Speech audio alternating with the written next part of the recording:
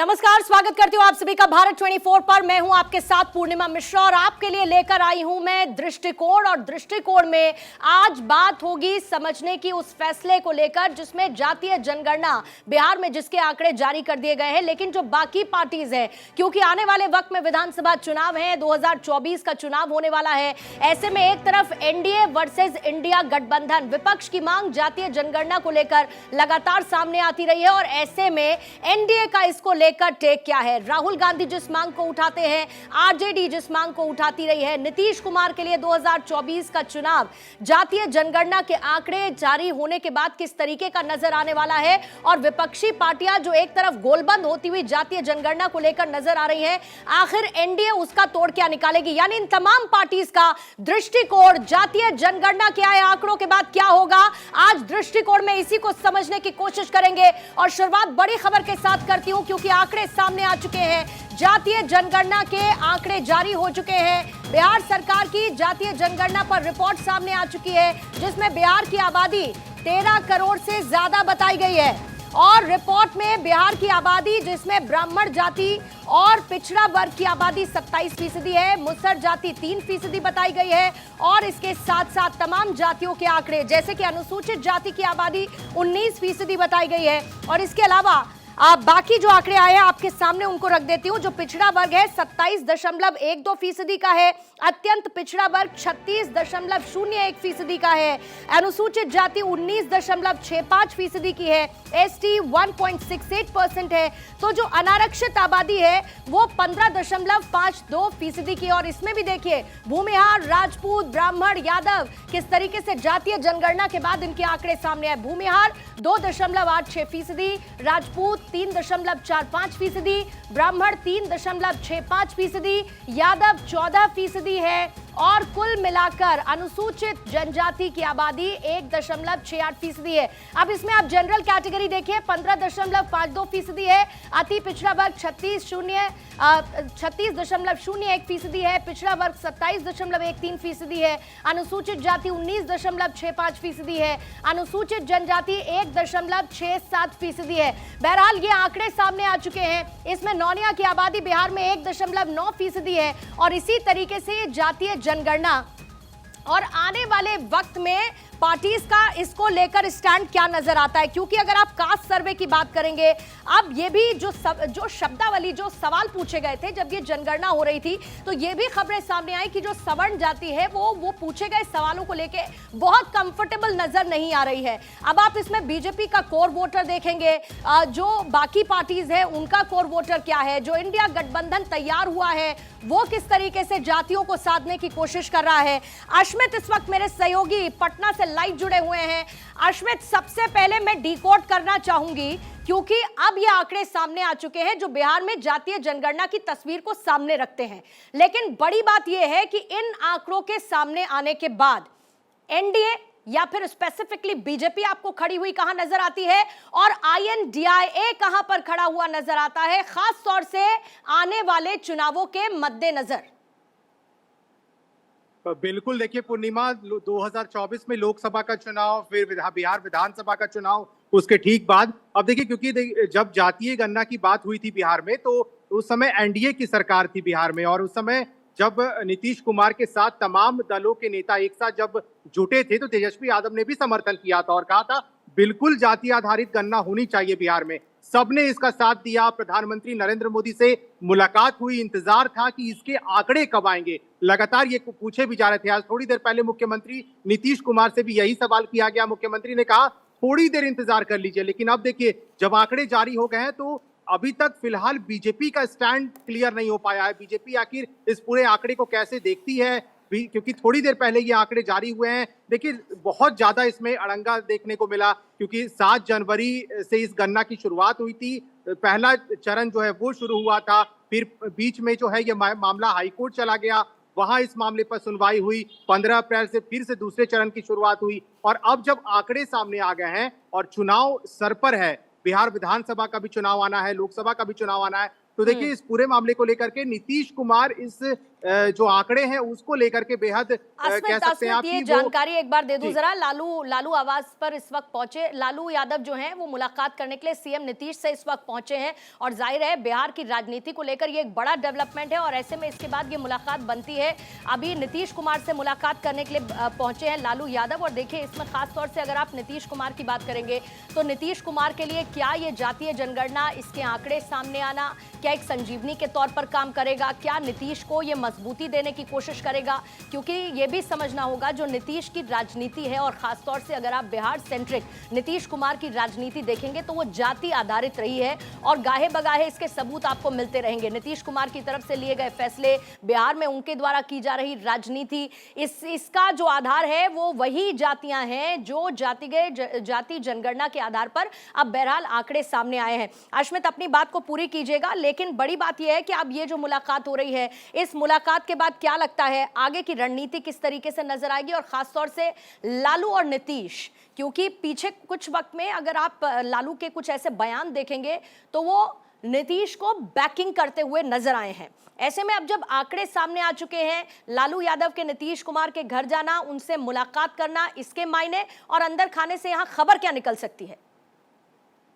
पूर्णिमा देखिए, लालू प्रसाद यादव और नीतीश कुमार की मुलाकात अगर अब हर दिन हो रही है तो ये बहुत बड़ी खबर है, क्योंकि लालू प्रसाद यादव आमतौर पे मिलने नहीं जाते हैं। अगर खुद लालू प्रसाद यादव नीतीश कुमार से मुलाकात करने के लिए एक अनेमार्ग मुख्यमंत्री आवास जा रहे हैं, नीतीश कुमार उनसे मिलने के लालू प्रसाद यादव के आवास राबड़ी आवास पहुंच रहे हैं, तो ये बहुत बड़ी खबर है। और ये जो आंकड़े आए हैं ना, ये पूरा डिपेंड करेगा 2024 का चुनाव, 2025 के चुनाव, कैसे कौन आंकड़ों को, कैसे कौन जातियों को साधा जाए, क्योंकि बिहार का जो चुनाव होता है वो सिर्फ जाति पे आधारित होता है। और नीतीश कुमार, तेजस्वी यादव, लालू यादव जिन्होंने बिहार की राजनीति की है वो बखूबी जानते हैं कि कौन क्षेत्र में किन जातियों का दबदबा रहा है।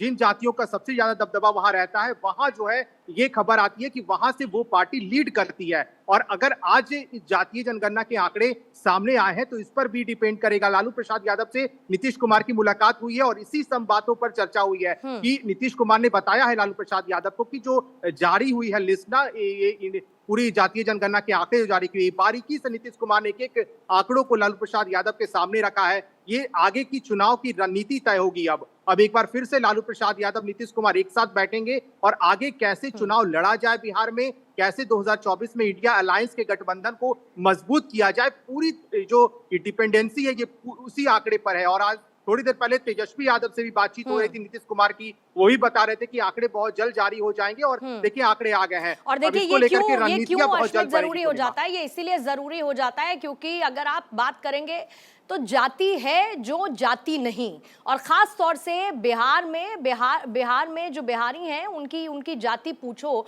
और जाति पूछने के बाद अब जो जातीय जनगणना सामने आई है वो एक तरीके से एक बड़ा ब्रह्मास्त्र उसी के तौर पर नजर आ रहा है जो INDIA गठबंधन ने इस्तेमाल किया है एनडीए के खिलाफ। अब इसमें देखिए ये भी समझना होगा कि किस तरीके से पूरे एक आधार को बनाती हुई इंडिया गठबंधन आगे बढ़ रहा था। INDIA गठबंधन की तरफ से जातीय जनगणना, जिसका जिक्र अभी अश्मित भी कर रहे थे, बताया जा रहा था कि जल्दी आंकड़े जारी होंगे। बार बार इस बात को लेकर विपक्ष की तरफ से जोर दिया जा रहा था कि जातीय जनगणना के आंकड़े जारी होने चाहिए, सामने आने चाहिए। हालांकि कुछ कानूनी दावपेच थे जिसमें वो फंसा हुआ नजर आ रहा था, लेकिन आज जो INDIA गठबंधन है उसकी एक बॉडी लैंग्वेज बहुत इतर नजर आती है। लेकिन स्पेशली अगर आप इन आंकड़ों के कंसर्न में बात करेंगे तो यह भी समझना होगा कि INDIA गठबंधन इसको लेकर एक बड़ा बेस तैयार करता हुआ नजर आ रहा था जो कहीं ना कहीं एनडीए के अगेंस्ट INDIA का ब्रह्मास्त्र है। और स्पेशली अगर आप उत्तर प्रदेश और बिहार के सेंट्रिक आप समझेंगे तो उत्तर प्रदेश में 2022 के आंकड़ों पर अगर आप नजर डालेंगे तो जो अति पिछड़ा वोट बैंक था वो बीजेपी का खिसकता हुआ नजर आ रहा था। जाहिर है कि बीजेपी के लिए ये वोट बैंक बहुत बड़ा है और खास तौर से उत्तर प्रदेश और बिहार में, क्योंकि नंबर ऑफ लोकसभा सीट बहुत ज्यादा है। ऐसे में इन दोनों ही जगह ये जो पिछड़ा वर्ग है इसको बीजेपी को साधना होगा। बीजेपी के लिए जो सवर्ण वोट बैंक है वो मजबूत है, लेकिन पिछड़ा वोट बैंक अगर खिसक रहा है तो ये बीजेपी के लिए बड़ी चिंता के विषय है। लेकिन कैसे विपक्षी गठबंधन ने इसको लेकर आधार तय किया, राहुल गांधी, उनका जिक्र करना होगा। राहुल गांधी ने क्या इसको लेकर कहा, एक बार पहले वो सुनवा देते हैं। सब लोग कहते हैं हिंदुस्तान में ओबीसी है, दलित है, जनरल है, आदिवासी हैं, मगर जब हम सवाल पूछते हैं ओबीसी कितने हैं, जनरल कितने हैं, दलित कितने हैं, आदिवासी कितने हैं, कोई जवाब नहीं दे पाता। देखो मैं पूछता हूं भैया ओबीसी कितने हैं हिंदुस्तान में, कोई नहीं दे सकता। तो मैं ये कह रहा हूं कि अब वो समय आ गया है कि हमें हिंदुस्तान का एक्सरे करना है, कास्ट सेंसस। ओबीसी कितने हैं और उनकी भागीदारी कितनी होनी चाहिए, यह हिंदुस्तान के सामने सबसे बड़ा सवाल है। और कांग्रेस पार्टी की हिंदुस्तान में सरकार है, पहला काम यह हम करके दिखाएंगे। तो जैसे ही बिहार में जातीय जनगणना के ये आंकड़े सामने आए हैं, ये आप तय मान लीजिए कि ये राजनीति को बदलने वाली खबर है। आने वाले वक्त में अब इन आंकड़ों के जारी होने के बाद राजनीति का स्वरूप पूरी तरीके से बदल जाएगा, राजनीति पूरी तरीके से बदली हुई नजर आएगी, क्योंकि अब पार्टीज का स्टैंड, पार्टी की रणनीति इसी आधार पर होगा। क्योंकि ये मैं इसीलिए कह रही हूं कि जो मुख्य विपक्षी दल है, आपने अभी अभी राहुल गांधी को सुना, जातिगत जनगणना के साथ साथ आरक्षण में बदलाव की मांग करेंगे, राहुल गांधी ने इसका जिक्र किया। अब आप ये देखिए, मल्लिकार्जुन खड़गे इसको लेकर चिट्ठी लिखते हैं प्रधानमंत्री मोदी को और ये कहते हैं कि बिना आंकड़ों के सामाजिक न्याय के जो कार्यक्रम है उसको हम पूरा कैसे करेंगे। आम आदमी पार्टी का इसमें समर्थन मिलता हुआ नजर आया और यह भी कहा गया कि इससे नीतियां बनाने में मदद मिलेगी। यानी आने वाले वक्त में आप खास तौर पर अगर आप देखें, हर एक व्यक्ति तक विकास को पहुंचाने की बात बीजेपी करती है, अंतिम पंक्ति में बैठे हुए व्यक्ति तक विकास को पहुंचाने की बात बीजेपी करती है, लेकिन जातिगत तौर पर किस तरीके से विपक्षी गठबंधन इसको साधने की कोशिश कर रहा है। इसी बीच में गिरिराज सिंह का रिएक्शन आ रहा है, पहले वो सुन लीजिए। आज किया और गरीबों को क्या उद्धार किया, कितने लोगों को नौकरी दी, कितने लोगों की हालत सुधरी, ये रिपोर्ट कार्ड होनी चाहिए थी। अब ये रिपोर्ट कार्ड जातीय जनगणना का देकर के लोगों में भरम के सिवा और कुछ नहीं। आई वाज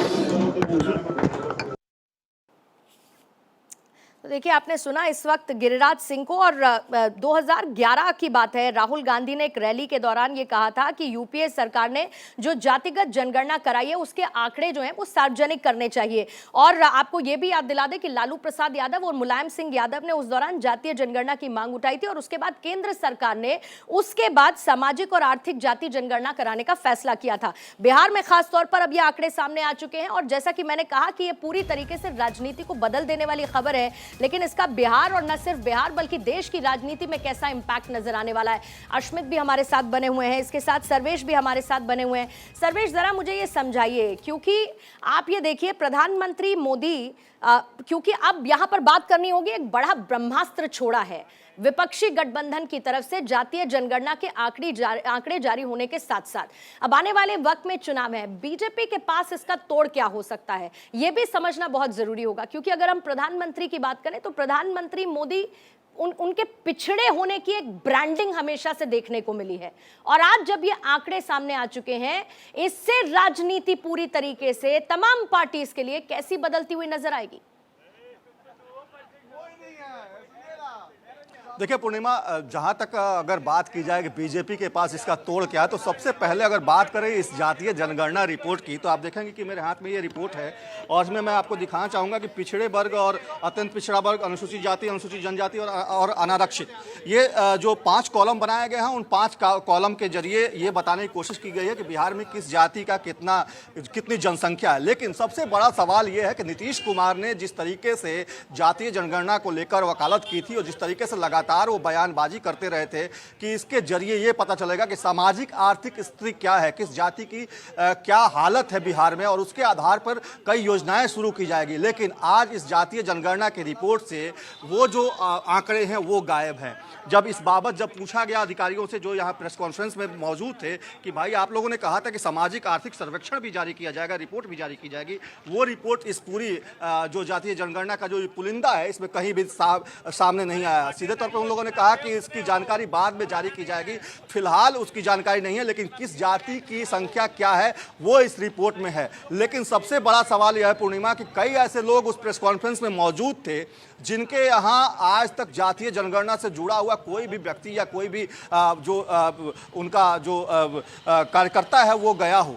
कई जगहों पे ये लोग नहीं गए हैं और एक तरह से माना यही जा रहा है कि जो जातियां पहले जो जातीय जनगणना जो जनगणना के तहत जो बताया गया था कि जो जातियां पहले जितनी थी उतनी ही संख्या आज भी इसमें चिन्हित की गई है। तो निश्चित तौर पे एक तरह से लगता है कि एक तरह से झूठ का पुलिंदा हो सकता है ये, क्योंकि अभी तक जब इस बारे में जब अधिकारियों से पूछा गया कि आपने कोटिवार इसमें जातियों का जिक्र नहीं किया है, अनारक्षित में आपने जो मुस्लिम परिवार के जो ऐसी सर्वेश बातें हैं जिनको लेकर अभी थोड़ा सा क्लैरिटी होनी बाकी है। लेकिन बड़ी बात यह है कि अब इसके बाद आगे क्या, आंकड़े तो देखिए सामने आ चुके हैं, लेकिन अगर आप बीजेपी को देखेंगे तो बीजेपी को क्वेश्चन कौन करेगा। बीजेपी अगर इसका विरोध नहीं करती है उसके संकेत पहले ही पार्टी दे चुकी है।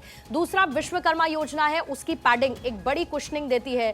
दूसरी तरफ वोटर्स भले ही पिछड़ा वर्ग के भी बीजेपी के पास हो लेकिन सवर्णों की पार्टी, तो उस परसेप्शन को एक चेंज करना होगा। लेकिन कुल मिलाकर आने वाले वक्त में अब जब ये जातीय जनगणना के आंकड़े सामने आ चुके हैं, राजनीति बहुत दिलचस्प होने वाली है और खास तौर से आने वाले विधानसभा चुनाव और 2024 के लोकसभा चुनाव भी। बहुत बहुत शुक्रिया अश्मत आपका हमारे साथ जुड़ने के लिए। सर्वेश भी हमारे साथ जुड़े थे।